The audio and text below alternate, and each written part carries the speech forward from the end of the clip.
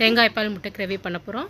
கடாயை வச்சு எண்ணெய் ஊற்றி பட்டை, லவங்கம், சோம்பு, கசகசா எல்லாம் போட்டாச்சு. அப்புறம் கருவேப்பிலையை போட போகிறோம். நம்ம கருவேப்பிலையை போட்டு பொரிய விட்டாச்சு. அதுக்கப்புறம் வந்து நல்லா பொடியாக கட் பண்ணி வச்ச வெங்காயம், பெரிய வெங்காயத்தை போட்டு நம்ம வதக்க போகிறோம். எப்படி வதக்கிட்டு இருக்குன்னா, ஸ்டவ்வை வந்து லோ ஃப்ளேமில் வச்சுக்கணும். ஸ்பீடாக வச்சா கருகிரும். அந்த பட்டை, லவங்கம், கருவேப்பிலாம் கருகிரும். அதனால் ஸ்டவ்வை வந்து லோ ஃப்ளேமில் வச்சு இந்த மாதிரி வெங்காயம் பொன்னிறமாக வராத வதக்கிட்டு அதுக்கப்புறம் வந்து பச்சை மிளகா ஆட் பண்ணிக்கணும். பச்சை மிளகா ஆட் பண்ணும்போதே தக்காளியும் சேர்த்து ஆட் பண்ணிக்கலாம்.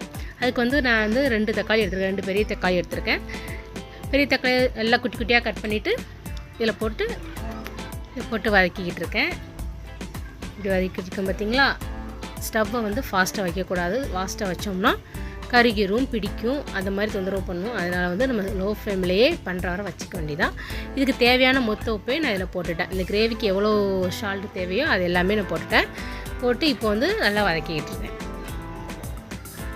நல்லா வதக்கணும். எப்படி வதக்கிட்டு இருக்கோம் பார்த்திங்களா. சரி, இப்போ இஞ்சி பூண்டு பேஸ்ட்டு வந்து இதோட ஆட் பண்ண போகிறோம். இஞ்சி பூண்டு பேஸ்ட்டு ஆட் பண்ணி வச்சா, இப்போ ஆட் பண்ணதுக்கப்புறம் கரம் மசாலா, அப்புறம் கொஞ்சோண்டு மஞ்சத்தூள், கொஞ்சோண்டு வந்து காஞ்ச மிளகா, தனி மிளகாத்தூள் அது போட்டாச்சு. இது எல்லாத்தையும் போட்டு நல்லா மிக்ஸ் பண்ணிகிட்ருக்கேன். மிக்ஸ் பண்ணியாச்சா. இது வந்து நல்லா வெந்துருச்சு. இந்த மசாலா வந்து அந்த கிரேவியோட ஜாயிண்ட் ஆகிடுச்சு. இப்போ வந்து நம்ம தேங்காய் பால் ஊற்றுறோம்.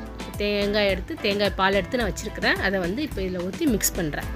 நல்லா மிக்ஸ் பண்ணிவிட்டு கொஞ்சம் நல்லா ஒரு கொதி வர தண்டியும் நல்லா விடுவோம். நல்லா கிரேவி வந்து கொதி வந்துருச்சா. ஓகே, இப்போ வந்து நல்லா இது ஏற்கனவே நம்ம பண்ணி வச்சுருந்த கிரேவி கூட தேங்காய் பால் மிக்ஸ் பண்ணோன்னா எப்படி ஆயிடுச்சு பாருங்கள். இப்போ வந்து முட்டையை வந்து நான் தனியாக அவிச்சு வச்சுருந்தேன். அவிச்சு வச்சுருந்த முட்டையை வந்து 2ஆக ஸ்மாஷ் பண்ணி இப்போ இது கூட சேர்த்தாச்சு. இது கூட சேர்த்து இங்கே பார்த்திங்களா சேர்த்து மிக்ஸ் பண்ணி விடுறேன். முட்டையோட மஞ்சக்கரு வந்து இதில் வந்து ரொம்ப குலையாத அளவுக்கு பார்த்து நம்ம வந்து ஜாயின் பண்ணி விடணும்.